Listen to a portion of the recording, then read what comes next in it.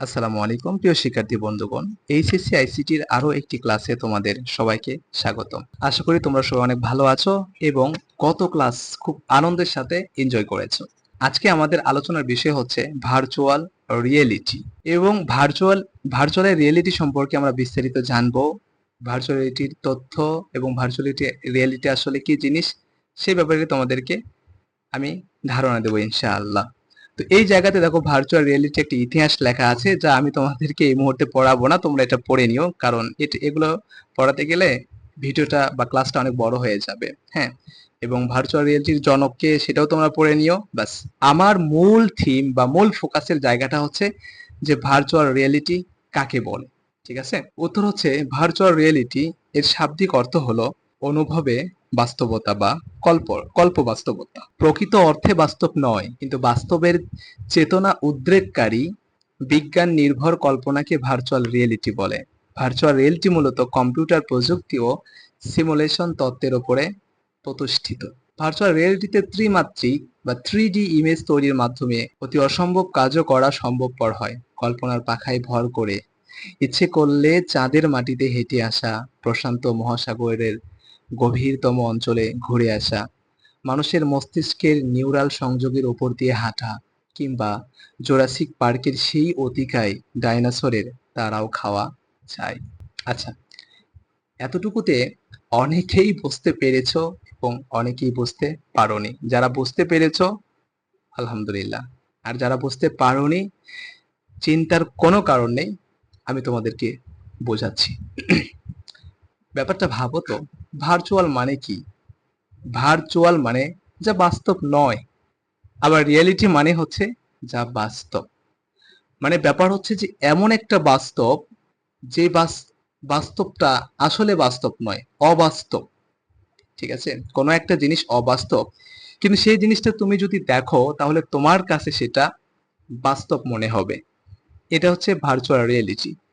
তোমাদেরকে যদি আমি সোজা একটা এক্সাম্পল দিই, তাহলে সেটা হতে পারে, তোমরা অনেকে 3D মুভি দেখেছো না, সিনেমা দেখেছো, যে বিশাল বড় বড় ডাইনোসর যেগুলো তোমার দিকে তাড়িয়ে আসতেছে। হ্যাঁ, তো আমি আমি জাস্ট তোমাকে গুগল থেকে আমি একটা দেখাই। আমি 3D মুভিস লিখে সার্চ করলাম, দেন এখানে যদি ইমেজে আসি, হুম, তো ইমেজে আসার পরে দেখা যাক কোনো সহজ কোনো এক্সাম্পল আছে কি। এই যে এই জায়গাটাতে দেখো তো, এই জায়গাটাতে দেখো তো, এই যে একটা ডাইনোসর। হ্যাঁ, এই সিনেমাগুলো যখন তুমি দেখো তখন তোমার কাছে মনে হয় না যে বাস্তব? বা বড় বড় বিল্ডিং ভেঙে ফেলছে, যখন বিল্ডিং গুলো ভেঙে ফেলে, যখন এরকম স্পাইডার ম্যান গুলো লাফ দিয়ে এক জায়গা থেকে আরেক জায়গায় বিশাল দূরে চলে যায়, সিনেমার নায়কেরা যখন মার দেয়, হ্যাঁ, মারপিট যখন করে একদম অ্যাকশন মুভির মধ্যে, হ্যাঁ, দেখা যায় যে সে একাই একেবারে 20, 25, 30 জনকে মেরে ফেলছে। আদৌ কি তার গায়ে এত শক্তি আছে? না, তার গায়ে কিন্তু এত শক্তি নেই। তো ওইগুলো বাস্তব না, ওগুলো হচ্ছে কল্প বাস্তব, ওগুলো মিথ্যা। কিন্তু তোমার কাছে মনে হবে যে এটা মনে হয় বাস্তব বা এটা সত্য একটা ঘটনা। বুঝতে পেরেছো? তো এইটাই হচ্ছে তোমার ভার্চুয়াল রিয়েলিটি, যে যে জিনিসটা বাস্তব না, কিন্তু সেটাকে দেখলে তোমার কাছে বাস্তবই মনে হবে। ঠিক আছে? আচ্ছা, তো এইবার দেখো ভার্চুয়াল রিয়েলিটির উপাদান আসলে কি কি, বা ভার্চুয়াল রিয়েলিটিকে তুমি যদি একদম গভীরভাবে ফিল করতে চাও, তাহলে তার কিছু উপাদান আছে। তোমাদের কি মনে আছে যে রান্নার কিছু উপাদান ছিল, কিছু হার্ডওয়্যার ছিল? তো ভার্চুয়াল রিয়েলিটিরও কিছু হার্ডওয়্যার বা কিছু উপাদান আছে। সেগুলো হচ্ছে head mounted display, data glove, একটি পূর্ণাঙ্গ বডি স্যুট, উচ্চমানের অডিও ব্যবস্থা এবং রিয়েলিটি ইঞ্জিন ইত্যাদি। তো এইবার চলো আমি তোমাদেরকে গুগলের মাধ্যমে এই সবগুলো জিনিস একদম লাইভ দেখাচ্ছি। তো সর্বপ্রথম আমরা এখানে গুগলের কাছ থেকে জানতে চাইবো যে head mounted display, head mounted display.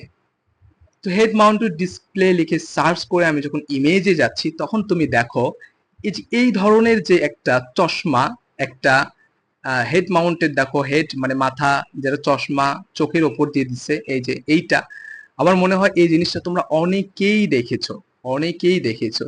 So এইটা হচ্ছে তোমার মেন হলো একটা ডিসপ্লে। সো এইটা যখন তুমি চোখে দিবা, এটা চোখে দেওয়ার পরে তোমার কাছে সামনে 3D আকারে যেই হচ্ছে যে চিত্রটা, ইলিউশনটা তোমার সামনে ধরা হবে, তুমি সেটাই দেখতে পারবে। আর তোমার কাছে মনে হবে যে তুমি হয়তো বা ওই জগতে আছো।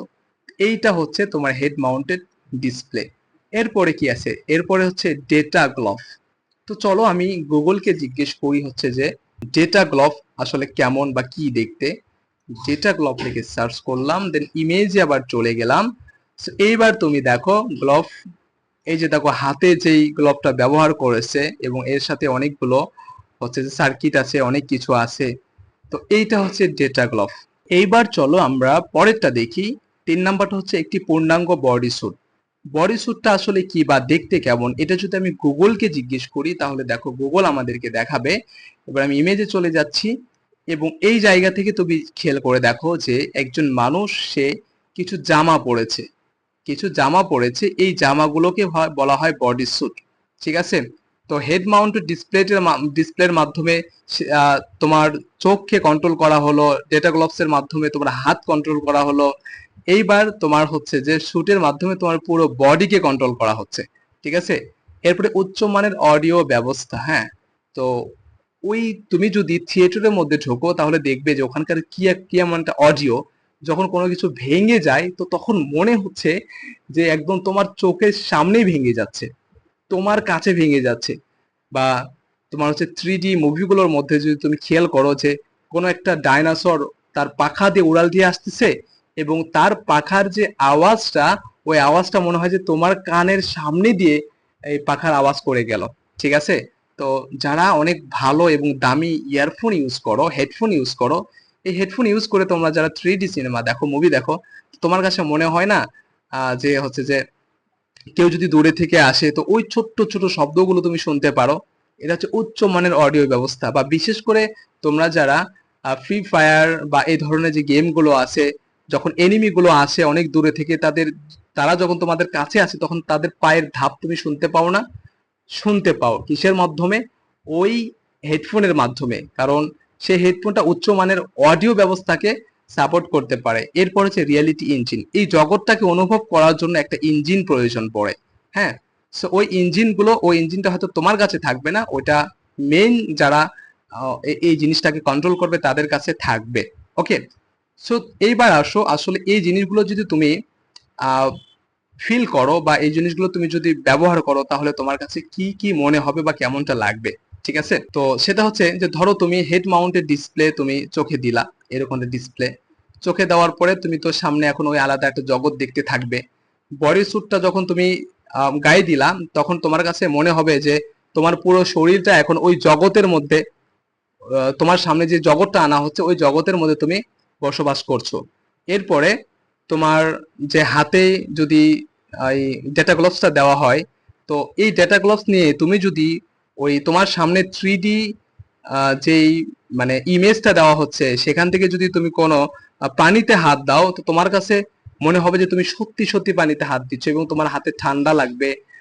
পানি নাড়ার যে একটা শব্দ তাও তুমি ফিল করবে। মোট কথা হচ্ছে যে ওই জগতে সবকিছু তুমি বাস্তবে ফিল করবে, কিন্তু আসলে সেখানে তুমি নেই। তোমার কাছে মনে হবে যে তুমি ডাইনোসরের সাথে যুদ্ধ করছো। তোমার কাছে মনে হবে যে বনের মধ্যে টাইগারের সাথে তুমি হ্যাঁ, টাইগারকে ধাওয়া করছো বা টাইগার তোমাকে ধাওয়া করছে। কিন্তু আসলে ব্যাপারটা এই জায়গায় না, তুমি আছো একটা ঘরের মধ্যে। বুঝতে পেরেছো? তো এইবার আসো যে এই ভার্চুয়াল রিয়েলিটির বাস্তব কোনো প্রয়োগ আছে কি না, বা ভার্চুয়াল রিয়েলিটিকে কাজে লেগে কি কি করা যায়।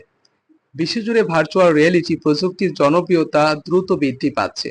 যদিও বাংলাদেশে এখনো এর ব্যবহার সীমিত, তবে ধীরে ধীরে এর প্রয়োগ বৃদ্ধি পাচ্ছে। অন্যদিকে যুক্তরাজ্য, কানাডা, জাপান, চীন, জার্মানির মতো উন্নত দেশগুলোতে ভিআর বা ভার্চুয়াল রিয়েলিটি, সংক্ষিপ্ত হচ্ছে ভিআর, ইতোমধ্যেই ব্যাপকভাবে ব্যবহৃত হচ্ছে। অন্যান্য রাষ্ট্রে বিভিন্ন কাজে ভার্চুয়াল রিয়েলিটি ব্যবহার করা হয়ে থাকে। এমন কিছু ব্যবহার নিচে বিস্তারিত জানতে পারবে। সো এই জায়গাতে তুমি চাইলে বিস্তারিত অনেক কিছু এটা পড়ে নিতে পারো, আমি তোমাদেরকে অতটা বিস্তারিত জানাচ্ছি না, আমি এই মুহূর্তে প্রয়োজন মনে করতেছি না, জাস্ট ওটা তোমরা যদি একটু পড়ে নাও তাহলে তোমাদের জন্য হয়ে যাবে।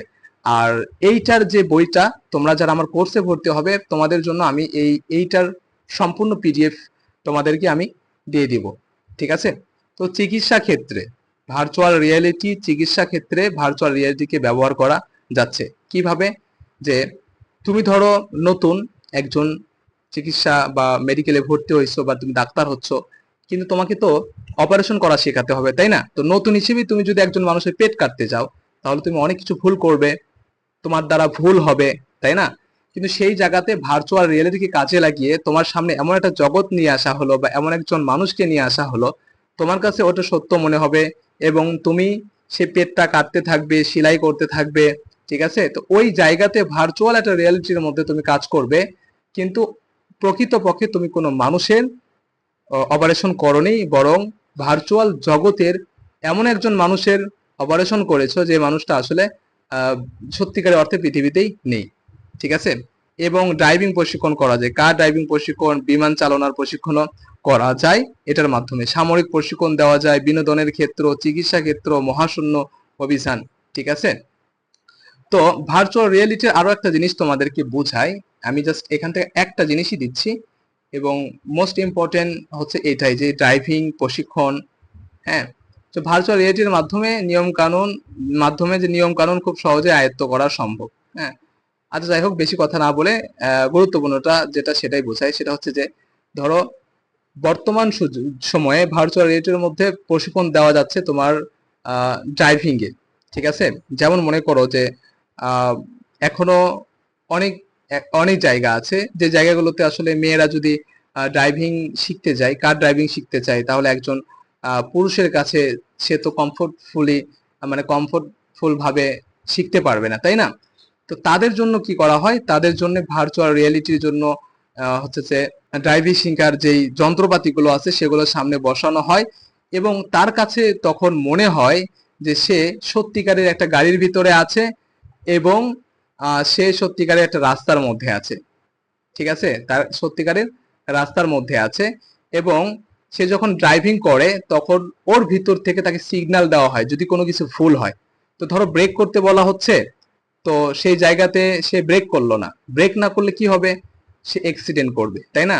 তো ভার্চুয়াল রিয়েলিটির জগতে সেখানে সত্যিকারের অ্যাক্সিডেন্টটা ঠিকই হবে, কিন্তু বাস্তবে এটার কোনো অ্যাক্সিডেন্ট হবে না। তো বারবার সে যখনই ভুল করবে তখনই বারবার তাকে সিগন্যাল দেওয়া সম্ভব হবে এবং এর মাধ্যমে সে বিনা অ্যাক্সিডেন্টের মাধ্যমে বা বিনা ক্ষয়ক্ষতির মাধ্যমে সে ড্রাইভিং শিখতে পারবে, ঠিক আছে?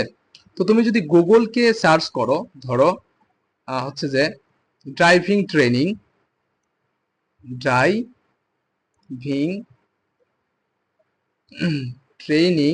বাই ভিআর বা ভার্চুয়াল রিয়েলিটি ইমেজে যদি আমি চলে আসি, তাহলে এই যে দেখো, এই জায়গাটাতে দেখো, সবাই দেখো হেড মাউন্টেড ডিসপ্লে মাথায় দিয়েছে, তাই না? দিয়ে এই যে ড্রাইভিং করার যে যেটা আছে সেটা নিয়ে দেখো সবাই এই জায়গাতে ড্রাইভিং করতেছে, এই যে এই জায়গাতে দেখো। তো তার কাছে সব কিছু বাস্তব মনে হচ্ছে, কিন্তু আসলে কি সে রাস্তায় আছে? না, সে রাস্তায় নেই, সে একটা ঘরে বা একটা কক্ষের মধ্যেই বসে আছে। তো এই ব্যাপারগুলো নিয়ে এখানে আমি অনেক কিছু বিস্তারিত লিখেছি, তোমরা জাস্ট এগুলো পড়ে নিও। এই জায়গাতে ভার্চুয়াল রিয়েলিটির নেতিবাচক কিছু প্রভাব আছে যেটা খুবই গুরুত্বপূর্ণ, এটা পড়ে নিবে। যে হচ্ছে যে সমাজে তোমার হচ্ছে যে দেহু ম্যানিজেশন বা মনুষ্যত্বহীনতার মতো ব্যাপারগুলো মানে বৃদ্ধি পাবে। তো ভার্চুয়াল রিয়েলিটির মাধ্যমে মনুষ্যত্বহীনতার একটা ব্যাপার আসলে আছে। যেমন মনে করো যে এখনকার যুগে আমরা মোবাইল ফোন ব্যবহার করতে করতে এমন একটা পর্যায়ে চলে গিয়েছি যে কেউ কারোর সাথে দেখা হলে ঠিকমতো কথাও বলি না, একজন আরেকজনকে অ্যাভয়েড করে চলে যায়, সবসময় মোবাইল ফোনের পিছনে বা ল্যাপটপ কম্পিউটার ভার্চুয়াল একটা জগতের মধ্যে আমরা সবসময় পড়ে থাকতে পছন্দ করি বা এইভাবেই থাকতেছি। এভাবে ধীরে ধীরে আমাদের মনুষ্যত্বহীনতা বৃদ্ধি পাচ্ছে, ঠিক আছে? এরপর একে অপরের মাঝে পারস্পরিক হচ্ছে যে ইন্টারেকশনের অভাবে সমাজে অনিশ্চয়তা বিরাজ করছে। ওই যে আগে যেটা বললাম সেটাই আর কি, যে ভার্চুয়াল জগতের মধ্যে থাকতে থাকতে মানুষের সাথে তেমন কোনো একটা সম্পর্ক নাই, এই ব্যাপারটা হচ্ছে। ইচ্ছে মতো কল্পনার জগতে বিচরণের সুযোগ লাভের ফলে মানুষ বাস্তবতার অনুভূতি সম্পর্কে উদাসীন। মানুষের যে বাস্তবতার একটা অনুভূতি, একজন একজনের সাথে দেখা হলে বা কারো কোনো একটা ঘটনা ঘটে গেলে, হ্যাঁ, মনের ভিতরে কষ্ট পাওয়া, এই অনুভূতিটা আর আসলে মানুষের ভিতরে নাই। যেমন আগের যুগে আমরা যদি পেপার পত্রিকায় একটা খুন হওয়ার খবর যদি পেয়ে থাকি, তখন এটা নিয়ে, ধরো তোমার হচ্ছে যে একটা হত্যাকাণ্ড ঘটেছে সেটা ঢাকায়, আর আমি আছি বগুড়ায়, পেপারে বা রেডিওতে, টেলিভিশনে এই খবরটা পাওয়ার পরে দেখা গেল যে সন্ধ্যার পরে আর আমরা ঘর থেকে বের হচ্ছি না, তাই না? কিন্তু আমরা যখন এই ভার্চুয়াল রিয়েলিটির মধ্যে ঢুকে পড়েছি, তখন আসলে এই জগতে বিচরণ করার সুযোগ আমরা না পাওয়ার কারণে এই জগৎ সম্পর্কে, মানে বাস্তব জগৎ সম্পর্কে আমরা উদাসীন, এবং আমাদের যে মানুষের যে একটা অনুভূতি, সেই অনুভূতিগুলো আর আগের মতো নেই। আমরাও কেমন জানি একটা রোবটের মতো হয়ে গিয়েছি। ওকে, তো এই ছিল আজকের আলোচনা। দেখা হচ্ছে পরবর্তী ভিডিওতে, পরবর্তী ক্লাসে। সে পর্যন্ত সবাই ভালো থেকো, সুস্থ থেকো। আল্লাহ হাফিজ।